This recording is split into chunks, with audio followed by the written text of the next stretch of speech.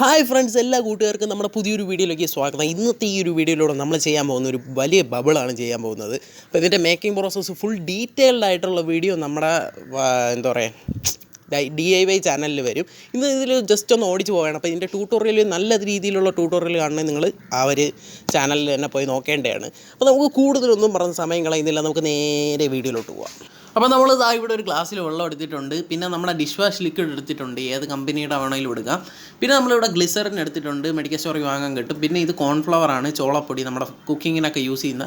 പിന്നെ ഒരു സ്പൂൺ എടുത്തിട്ടുണ്ട്, ഒരു വലിയ പാത്രം എടുത്തിട്ടുണ്ട്. അപ്പോൾ ഇതിൻ്റെ മേക്കിംഗ് പ്രോസസ്സൊക്കെ നമ്മൾ വീഡിയോ നമ്മുടെ DIY ചാനലിലിടും. അപ്പോൾ അതാ ഇതുപോലെ ഒരു 2 കമ്പിൽ ഇതുപോലെ ചരട് ഒരു ട്രയാങ്കിൾ ഷേപ്പിൽ കോർത്തിട്ടാണ് നമ്മളിത് ചെയ്യുന്നത്. എന്നിട്ട് നമ്മളിങ്ങനെ വീർത്ത് എടുക്കുമ്പോഴത്തേക്കും തന്നെ ഇങ്ങനെ ബബിളതിലിരിക്കുന്ന കാണാൻ പറ്റും. നല്ല രീതിയിൽ ഇങ്ങനെ വലിച്ചു കൊടുക്കുമ്പോൾ അടിപൊളിയായിട്ട് നമുക്കിവിടെ വരുന്ന കാണാൻ പറ്റും. നല്ല വലിയ ബബിളാണ് വരുന്നത്, അടിപൊളി തന്നെയാണ്. ഇനി ബാക്കി നിങ്ങൾ കണ്ട് എൻജോയ്.